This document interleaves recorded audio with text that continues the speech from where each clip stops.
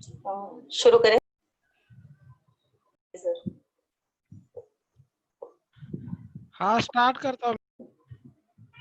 Okay. सुप्रभात। मैं Saroj Chaudhary Goregaon municipal secondary school से आप सभी का हार्दिक स्वागत करती हूँ। प्यारे बच्चों, स्वस्थ रहो, मस्त रहो, खुश रहो। मैं आप लोगों को ये बताना चाहती हूँ कि हम लोग इस महाराष्ट्र में रहते हैं और महाराष्ट्र की इस पावन धरती पे बहुत सारे संतों ने जन्म लिया है और इस महान महाराष्ट्र की भूमि में हमें रहने का सौभाग्य प्राप्त हुआ है। तो इस भूमि में जिन महापुरुषों ने जन्म लिया है, महान संतों ने जन्म लिया है, उसमें प्रमुख रूप से है संत ज्ञानेश्वर, संत शिरोमणि नामदेव, संत एकनाथ, संत तुकाराम, संत रामदास और अनेकों संतों ने यहाँ पे जन्म लिया। हम रोजमर्रा के जीवन में बहुत सारे संतों के नाम सुनते हैं, लेकिन ये जो संत है ये हमारे जीवन में अनेक अलग ही तरह का छाप छोड़ जाते हैं। तो उन्हीं में से इन्हीं में से हम एक संत के बारे में, महान संत के बारे में आज हम पढ़ने वाले हैं कि वे हमें क्या सिखा के गए हैं और हमारे जीवन में अंत तक हमें क्या सिखाने वाले हैं। और उनमें ही संत, महान संत जो हुए थे वो संत तुकाराम थे।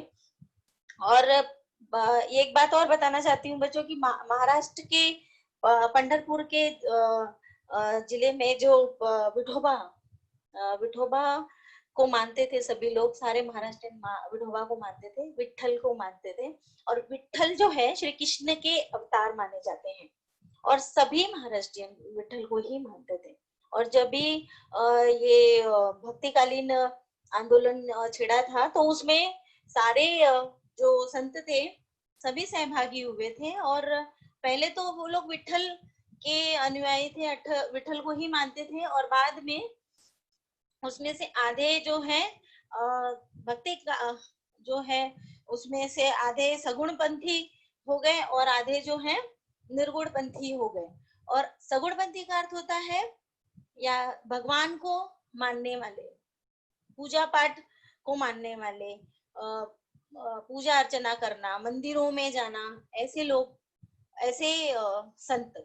और जो निर्गुण पंथी होते हैं वो किस तरह के संत होते हैं? जो पूजा पाठ पे विश्वास नहीं करते, आडंबर पे विश्वास नहीं करते, दिखावे पे विश्वास नहीं करते, और जो कहते हैं ना भजन कीर्तन करने पे विश्वास नहीं करते। वो कहते हैं कि इंसान की पूजा करो, इस पे दिखावा करने से कोई फायदा नहीं। जैसे काकर पाथर जोड़ के मस्जिद लियो बनाए, ताछड़ी मुल्ला बाग रे, क्या बहरा हुआ खुदा है।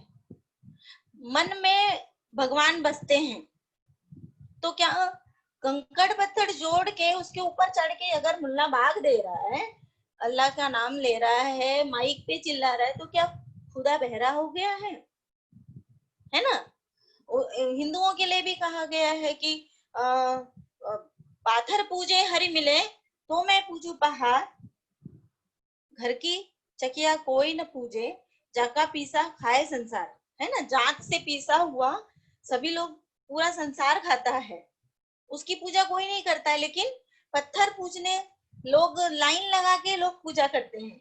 संत नामदेव ने बहुत अच्छी बात कही थी, वो निर्गुण पंथी थे। उन्होंने कहा था कि यदि हम मंदिर में रखे हुए पत्थर की पूजा करते हैं, अगर हम मंदिर में रखे हुए पत्थर को भगवान मानते हैं, तो हमें कोई हक नहीं है रास्ते में पड़े हुए पत्थर पर पैर रखने की। समझ में आई बच्चों? तो संत नामदेव भी निर्गुण पंथी ही संत थे। उन्होंने निराकार ब्रह्म की को ही मानते थे। और संत तुकाराम का जन्म जो है वो पुणे के देऊ ग्राम में हुआ था, महाराष्ट्र के पुणे जिले के देऊ ग्राम में हुआ था।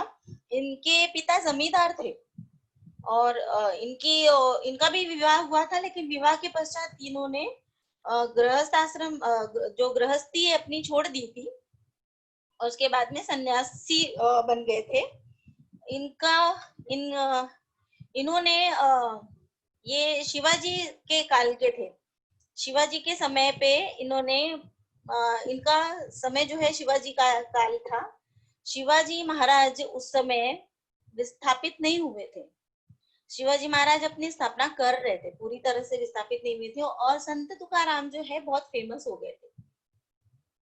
शिवाजी महाराज ने बहुत चाहा था कि इनको अपने जो दरबार में इनको अपने दरबार में आश्रय दें, क्योंकि उस समय के राजा महाराजाओं को ये था कि अपने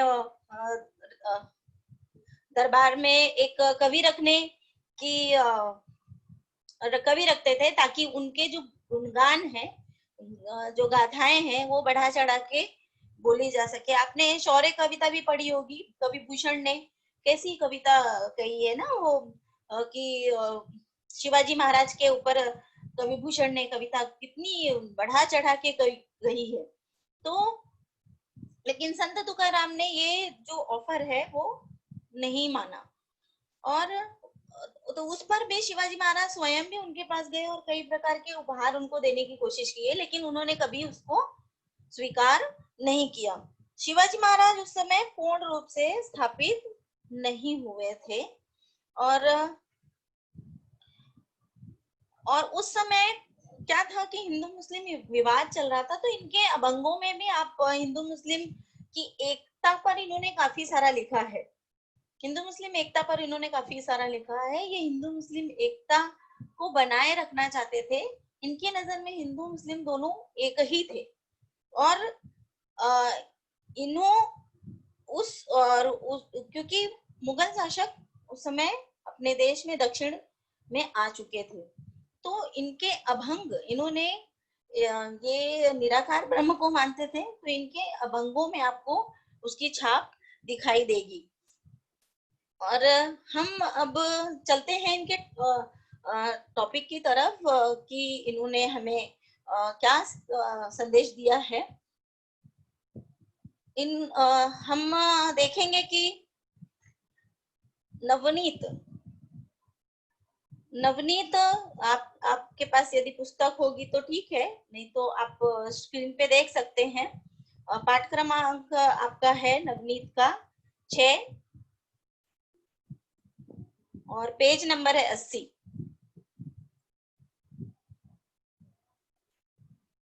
पेज नंबर है 80। इसमें नवनीत के बारे, इसमें मैं पहले तुकाराम जी के बारे में बता दूं कि खोजकर्ताओं के अनुसार इनका जन्म 1608 के बीच बताया जा रहा है, और इनके पिता का नाम बोलो जी और माता जी का नाम कनकाबाई था।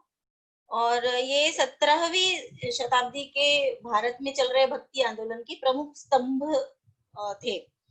तुकाराम जी धर्म संरक्षण के साथ पाखंड के खंडन का कार्य करते रहे। मैंने पहले ही कहा कि ये निर्गुण भक्ति के पंथी थे, तो इनको दिखावा, आडंबर, ये सब बिल्कुल पसंद नहीं था। उस तरफ ये जाते ही नहीं थे, और यदि कोई उस तरफ जाता भी था तो उसको वो उसके विरोध में ये बात करते थे। इनके अभंगों को अंग्रेजी भाषा में भी अनुवादित किया गया है। प्रमुख कृतियां इनकी अभंगवाड़ी है, और इनके पद्य संबंधी हम देखेंगे कि ये दोहरे हैं। यदि आपने पहले कभी पढ़ा होगा तो ये दोहरे हैं। जैसे कबीरदास के दोहे होते हैं ना, पोथी पड़ी पड़ी जग मुआ, पंडित भया न कोय, ढाई आखर प्रेम का, पढ़े सो पंडित होए। तो उस समय कबीरदास जी का बहुत उस समय प्रभाव था, तो तुकाराम जी ने भी अपने दोहरे लिखे हैं उनसे प्रभावित होकर। लेकिन आपको एक चीज इसमें महसूस होगा कि जब मैं पढ़ाने लगूंगी तो आपको ये समझ में आएगा कि इनके दोहों में तुकबंदी ज्यादा नजर नहीं आई।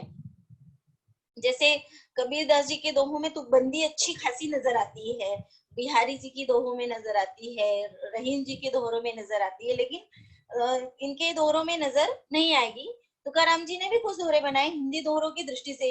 इनमें छंदोबद्ध तो पद पर है, पर तुका जी तुकाराम जी की अभंग कविता को किसी भंग का कोई डर नहीं है, इनको कोई मतलब नहीं है, इनको लिखना था। इनके जो इनके दोहोरों का भी आस्वाद लीजिए, इनको भी समझिए। और प्रस्तुत दोहोरों में तुकाराम जी ने नीति संबंधी उपदेश दिए हैं, और यदि आपने इनको अपने जीवन में उतारने की कोशिश की तो एक आपका जीवन जो है आज से बदल जाएगा।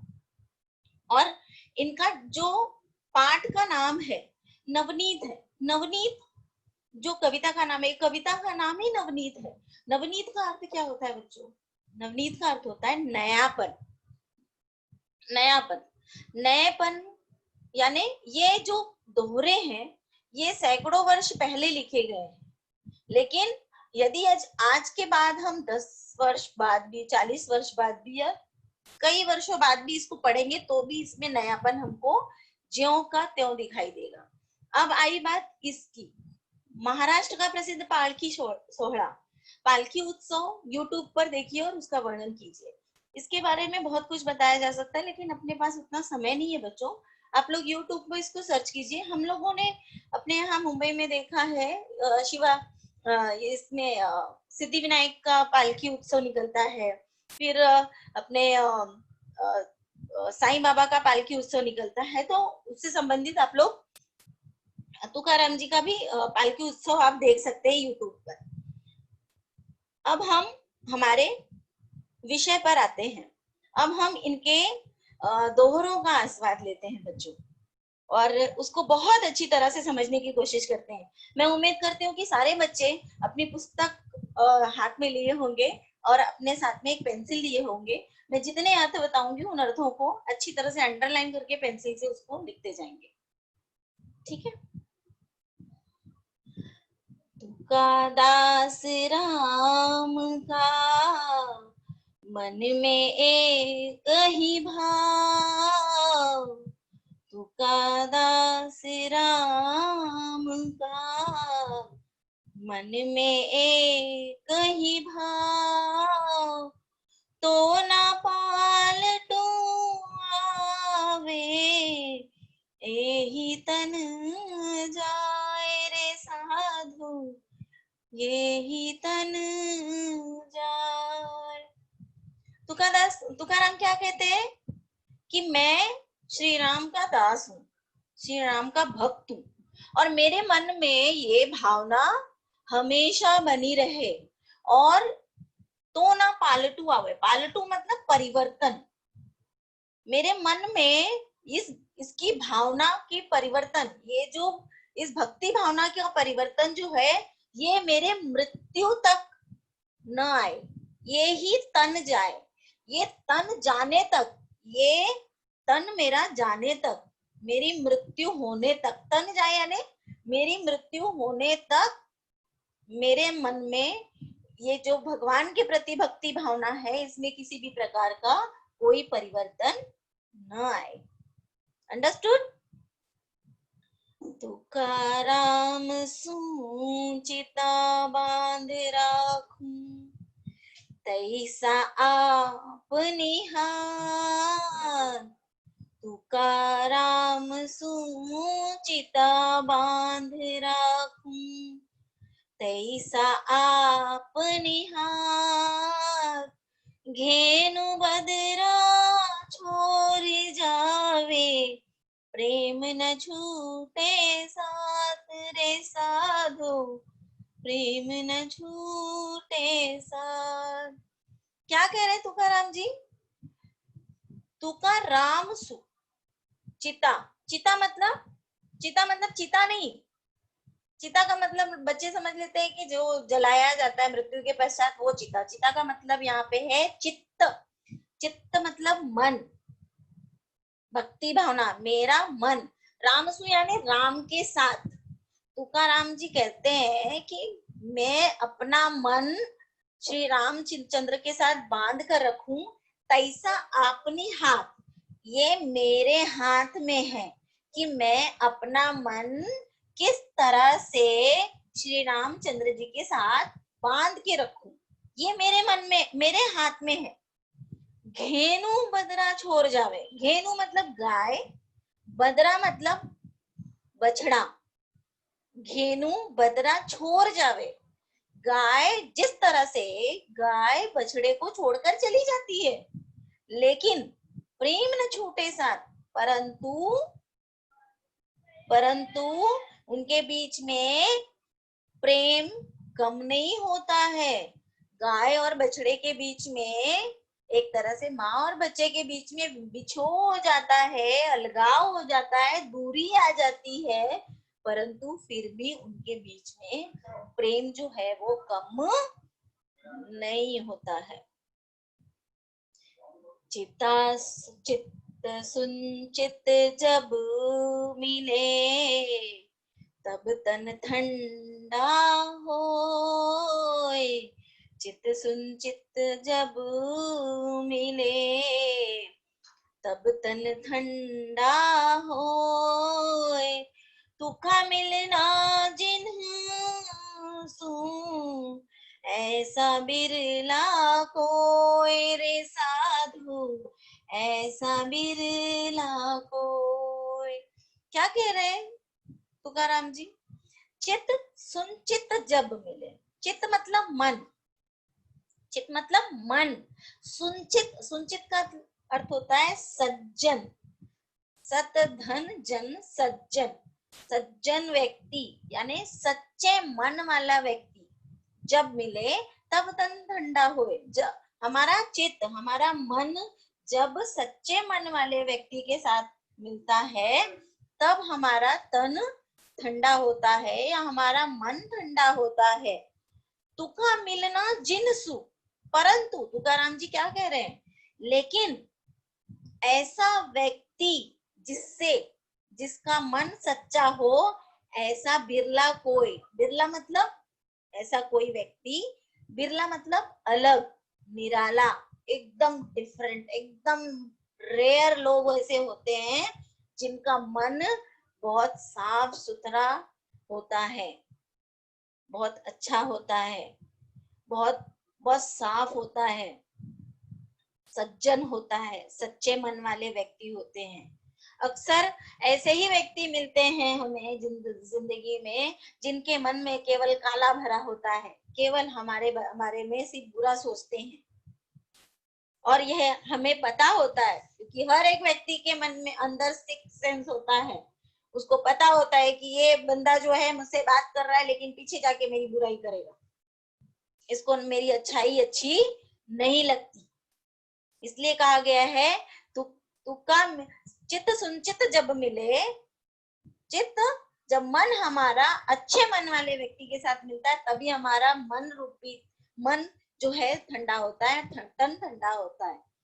तुका मिलना जिनसु, लेकिन ऐसा व्यक्ति बहुत ही, ऐसे व्यक्ति बहुत ही कम है, लाखों करोड़ों में एक आधे होते हैं जो हमारे वेलविशर होते हैं, जो हमारे बारे में अच्छा सोचते हैं। चित्त मिले तो सब मिले, नहीं तो फुकट संग।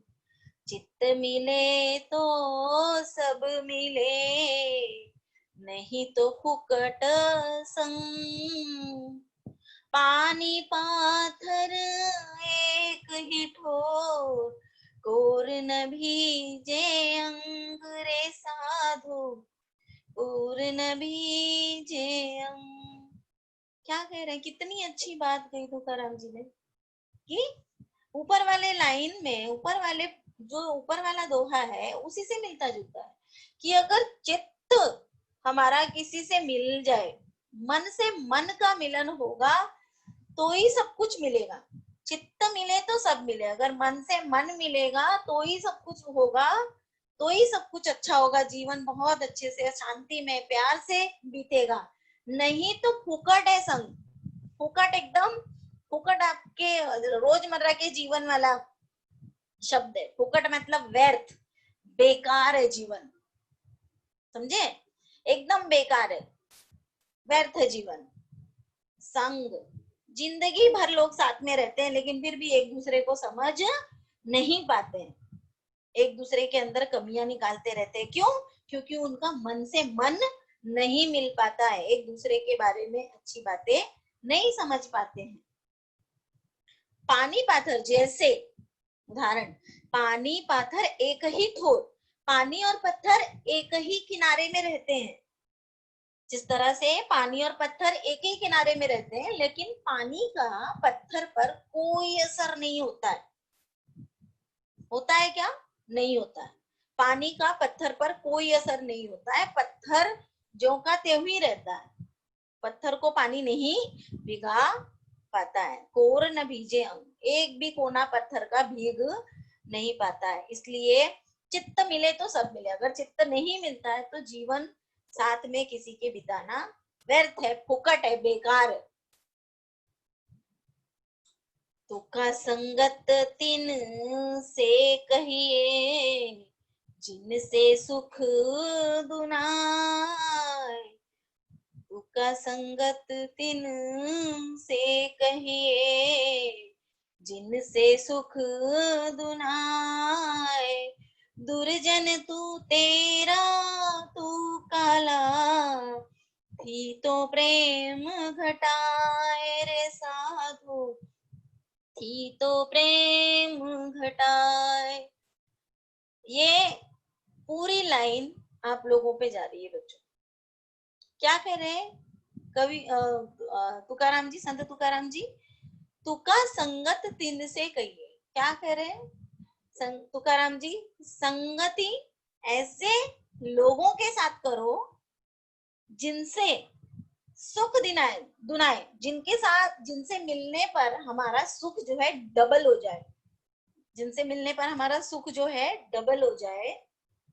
और दुर्जन तेरा तू काला, दुर्जन व्यक्ति, बुरे व्यक्ति है ना, कलमुहे व्यक्ति, दुर्जन व्यक्ति, कलमुहे व्यक्ति। कलमुहे व्यक्ति यानी जिनके साथ में बुराइयां छुपी हुई हैं, जिनके हृदय के अंदर कालापन छिपा हुआ है, जिनके दिल में आपके लिए केवल बुरी बातें आती हैं, ऐसे व्यक्तियों के साथ, ऐसे लोगों के साथ में साथ नहीं करना चाहिए। थी तो प्रेम घटाए। यदि आप दुर्जन व्यक्तियों के साथ, दुर्जन यानी बुरा व्यक्ति, दुर्जन तेरा तू काला, दुर्जन बुरे व्यक्ति और कलमुहे व्यक्तियों के साथ में यदि आप उठते बैठते हो तो थीथो यानी रहा सहा प्रेम घटाए। जो आपके अंदर थोड़ा प्रेम भी बचाए ना, वो भी प्रेम घट जाएगा, खत्म हो जाएगा,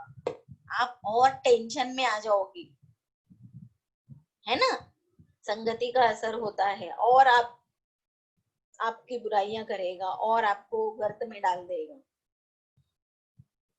तुका मिलना तो भला, मन सुमन मिल जाए। तुका मिलना तो भला, मन सुमन मिल जाए। ऊपर ऊपर मिटा घासनी, उनको को न बराए रे साधु, उनको को न बराए।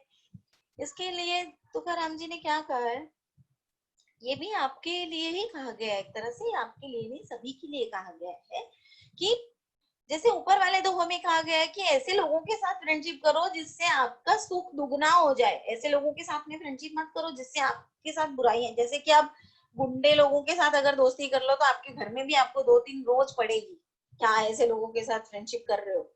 और क्या कहा गया है कि 100 दोस्त रखने से अच्छा एक दोस्त रखो जो आपका वेलविशर हो। वही कहा गया ना, तुका मिलना तो भला, मनसू मन मिल जाए। तुका मिलना तो भला, मनसू मन मिल जाए। क्या मिलना? मनसू मन मिल जाए। ऐसे व्यक्ति से मिलो जिसके साथ मन से मन मिल जाए, यानी ऊपर ऊपर मिटा घासनी, ऊपर ऊपर मिटा घासनी, उनको कोना बनाए। कि ऐसे लोगों से मत मिलो जो ऊपर से चिकने दिखते हैं, गोरे चिट्टे दिखते हैं, अंदर से गजकरण भरा हुआ है, अंदर से कालापन भरा हुआ है, अंदर से आपके लिए बुरा सोचते हैं, इसका ये हो जाए, उसका वो हो जाए, ये फेल हो जाए, इसको गंदे नंबर आए, इसकी बुक फट जाए, इसका इसके जिंदगी, ये जिंदगी में कुछ ना कर पाए। है ना, लेकिन मुंह पे आपके चिकनी चुपड़ी बातें करे, है ना। ऊपर ऊपर मीठा घासनी, घासनी मतलब बर्तन घसने वाला पदार्थ, ऊपर से घिस घिस के अपने आप को गोरा बना लिया है नहा धो के। इसके लिए कबीर जी ने एक दोहा कहा है कि नहाए धोए क्या हुआ, मन में मैल न जाए, मीन सदा जल में रहे, धोए बास न जाए रे साधो, धोए बास न जाए। क्या कह रहे हैं कि नहा धो के क्या हुआ, रोज नहाते हैं धोते हैं, रोज अलग अलग शैम्पू, रोज अलग अलग टाइप के साबुन यूज करते हैं, लेकिन ऊपर से स्किन अच्छी हो रही है, साफ हो रही है खूब, लेकिन मन जो है, मन का मैल तो खत्म ही नहीं हो रहा है। लोगों के लिए बुराइयां हमारे अंदर भरी पड़ी है। जिस प्रकार से मछली, मीन सदा जल में रहे, मछलियां जो है वो सदा जल में ही रहती है, लेकिन उनको कितना भी साफ करो, कितना भी साफ करो, लेकिन उसमें बास, बदबू भरी रहती है। समझे? जैसे अगर हम जिस तरह, ये जैसे लोटा है, लोटा हम लोग ऊपर से घिस घिस के साफ करते हैं खूब, लेकिन अंदर नहीं घिसते, पानी तो अंदर का ही पीते हैं, खाली ऊपर से घिस के इसको चिकना कर देते हैं, लेकिन अंदर अंदर का पानी पीते हैं। गंदगी तो अंदर है ना, और इसी का ही पानी हम पीते हैं। इसलिए ऐसे व्यक्ति से मत मिलो जो अंदर से आपके बारे में बुरा सोचता है। इससे अच्छा है कि आप जीवन में अकेले रहो, कम दोस्त रखो, अपने भविष्य के बारे में सोचो, अपने परिवार के बारे में सोचो, अपने माता पिता के बारे में सोचो, अपने भविष्य को उजागर बनाने के लिए सोचो, अपने चरित्र को और अच्छा उजागर करने की कोशिश करो।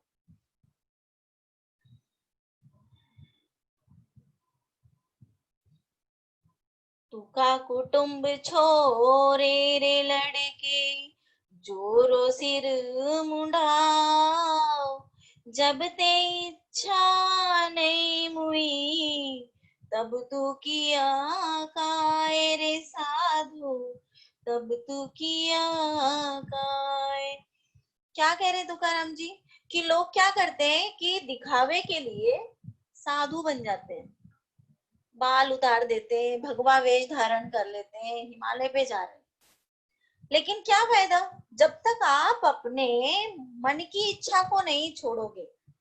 मन के अंदर आपके माया मोह कूट कूट के भरी हुई है ना, पैसा का लोभ लालच भरा हुआ है, प्रॉपर्टी जमा करने की लालच भरी हुई है, तब तक आप ईश्वर को प्राप्त नहीं कर सकते। तब तो किया काय, जब तक इच्छा नहीं मुई, मुई मतलब नहीं छोड़े आप, तो बाल उतार देने से खाली और अच्छे वस्त्र नहीं पहन रहे हो, सिर्फ भगवा वेश धारण कर लिए हो, तो उससे कोई फायदा नहीं है, उससे ईश्वर खुश नहीं होते हैं। तुका तुका इच्छा मिट नहीं तो कहा करे जटा खाक, तुका इच्छा मिट नहीं तो कहा करे जटा खाक, मथिया गोला ढार दिया, नहीं मिले फेरन ताक रे साधु, नहीं मिले फेरन ताक। क्या कह रहे हैं तुकाराम जी कि यदि आपने अपनी इच्छाओं को नहीं मिटाया तो केवल कहा करे जटा खाक, केवल जटाएं बढ़ाकर और पूरे शरीर में भभूत लगाकर, खाक यानी राख, खाक यानी राख, जटा यानी बाल, कुछ लोग बाल उतार के पूरे टकले हो जाते हैं, और कुछ जो साधु होते हैं वो जटाएं बढ़ा लेते हैं, है ना, पूरा बाल ऐसे बांधते या पूरा खोल के बाल रखते हैं, पूरे शरीर में राख लगा के घूमते हैं, है ना। उससे कोई फायदा नहीं जब तक अपने दिल मन की इच्छा को खत्म नहीं करते हो। तुका इच्छा मिट नहीं तो, अगर आपने अपनी इच्छाओं को खत्म नहीं किया तब तक ये जटाएं बढ़ाना, बाल उतार देना, भगवा वेश धारण कर लेना, इससे कोई फायदा नहीं है। जैसे मथिया गोला डाल दिया, अगर आप ने जैसे ये आपने देखा होगा, मथानी होती है ना, मथानी जिससे ताक बनाते हैं, मक्खन निकालते हैं। यशोदा माँ को देखा होगा माखन निकालते समय कृष्ण जी के लिए ऐसे ऐसे मक्खन निकालते हैं या छाछ बनाते हैं। ताक मतलब छाछ। अगर ये गोला ही निकाल दे, ये गोला निकाल दे तो छाछ मिलेगी क्या? नहीं मिलेगी। छाछ हमको पीने को नहीं मिलेगी। यदि मथिया गोला डाल दिया, नहीं मिले फेरन ताक। केवल अगर ये निकाल दें तो केवल इसको, इस लकड़ी को फिराने से ही केवल हमको ताक पीने को नहीं मिलेगी। वृद्ध मेरे साइया को तुका चलावे पास, वृद्ध मेरे साइया को तुका चलावे पास। सुरा सोहिल रे हमसे छोरे तन की आस रे साधु, छोरे तन की आस। क्या कह रहे हैं तुकाराम जी की? मेरी निष्ठा, वृद्ध मतलब निष्ठा, मेरी निष्ठा किसके साथ है? मेरे साईया श्री राम जी के साथ है। और मेरे श्री राम जी मुझे अपने पास बुलाते हैं, और श्री रामचंद्र उन्हीं को अपने पास बुलाते हैं जो सुरा, सुरा यानी नशीला पदार्थ, सोही मतलब जो छोड़ दे, जो नशीले पदार्थों को सेवन करना छोड़ दे, नशीले पदार्थों को सेवन करना छोड़ दे। छोरे, और छोरे तन की आस, और तन की आस यानी अपने तन को सुख पहुंचाने वाले भौतिक सुख सुविधाओं का भी त्याग कर दे। उस बंदे से, उस इंसान से, उस भक्त से श्री रामचंद्र जी बहुत खुश होते हैं। कहे तू का भला भया हुआ संतन का दास, कहे तू का भला हुआ भया हुआ संतन का दास। क्या जानू के ते मरता ना मिटती मन की आस रे साधो, ना मिटती मन की आस। तुकाराम जी कहते हैं कि बहुत अच्छा हो गया, भला हो गया मेरा कि मैं भला भया, मेरा भला हो गया कि मैं संतों का दास हो गया, मैं संतों का दास हो गया, संतों के साथ रहने लगा। क्या जानू कहते मरता, नहीं तो क्या होता पता नहीं, मैं कहाँ जाता, कहाँ मेरी मृत्यु होती। न मिटती मन की आस, और मेरे मन की जो आशाएं हैं वो भी नहीं मिटती। मेरा जीवन पता नहीं कैसे बीतता और मेरे मन की आशाएं भी नहीं मिटती। तू का और मिठाई क्या करूं, पाले विकार पिंड। तू का और मिठाई क्या करूं, पाले विकार पिंड। राम कहावे सो भली रूखी, माखन खीर खान रे तू का, माखन खीर खान। क्या कह रहे तुकाराम जी कि मेरे लिए तो मिठाई में क्या करूंगा, मुझे मीठे की जरूरत नहीं है। मिठाई से बहुत सारी बीमारियां होती है, जैसा आप लोग जानते ही होंगे, डायबिटीज और ये सब बहुत सारे विकारों का रीजन होता है मिठाई खाना। तो मुझे मिठाई की जरूरत नहीं, मैं ज्यादा मिठाई क्या करूंगा, इससे पाले विकार पिंड, पिंड मतलब शरीर में, पिंड मतलब शरीर, शरीर में बहुत सारे विकार पलने लगते हैं मीठा खाने से। तो मुझे मिठाई की जरूरत नहीं है, मुझे मिठाई नहीं चाहिए। राम कहावे सो भली रूखी, मुझे रूखी सूखी रोटी ही चलेगी, भाकरी ही चलेगी, जो मुंह में भी रहती है साइड में, और मुंह से राम शब्द कहावे यानी मुंह से राम शब्द भी बहुत अच्छी तरह से निकलता है, बिना अवरोध के, बिना रुकावट के, बिना रोक टोक के। मुंह में रोटी भी रहती है और राम शब्द भी निकलता है। माखन खीर खांड क्या होती है? माखन आप समझते हो, मक्खन, बटर, खीर समझते हो, दूध और चावल और शक्कर का जो खीर बनता है, समझते हो? खांड मतलब समझते हो? जैसे गाँव में गुड़ बनने के पहले जो लिक्विड स्वरूप में होता है, गुड़ बनने के पहले जो लिक्विड होता है उसको खांड कहते हैं, गाँव में राब भी बोलते हैं उसको। तो माखन खीर खांड क्या होता है, अगर मुंह में आप रख लोगे तो मुंह नहीं खोल सकते, राम बोलने जाओगे तो मुंह में राम शब्द फंस जाएगा और वो माखन खीर खांड की वजह से शब्द बाहर नहीं आ पाएंगे। इसीलिए तुकाराम जी कहते हैं कि मुझे मिठाई की जरूरत नहीं है, मुझे मिठाई की आवश्यकता नहीं है, मेरे लिए रूखी सूखी भली है, जिसको खाती भी रहूं मैं, और बिना किसी रोक टोक के श्री रामचंद्र जी का नाम भी स्मरण करता रहूं। मेरे ख्याल से बच्चों आप लोगों को ये अच्छी तरह से समझ में आया होगा। इसके बाद हम लोग देखेंगे कल्पना पल्लव है इसमें, और मैंने सारे शब्दों का अर्थ भी बताया। यदि कुछ छूट जाएगा तो मैं आप लोगों को उसके बाद अभी पूछूंगी भी। इसमें कल्पना पल्लव में तुकाराम जी संधि नहीं, समाज सुधारक भी थे, इस विषय पर अपने विचार लिखिए। इसके बारे में मैंने थोड़ा सा आप लोगों को बताया भी है, थोड़ा आप लोग और देखकर लिख लीजिएगा। किसी महिला संत का कोई पद सुंदर अक्षरों में भावार्थ सहित लिखिए। इसके लिए आप मीराबाई का के पद लिख सकते हैं। पठनीय में देखिए, महाराष्ट्र की संत परंपरा पर भाषण पढ़कर कक्षा में प्रस्तुत कीजिए।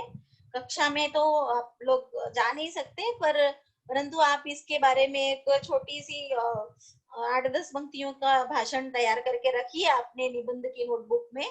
तो आप लोगों को एक तरह से महाराष्ट्र की संत परंपरा के बारे में जानकारी भी प्राप्त हो जाएगी। और खरा तो एक चीज धर्म, या कविता सुनिए और सस्वर गायन कीजिए। अगर आप अच्छी तरह से आज की कविता समझ में आई होगी। यदि आप लोगों को डाउट है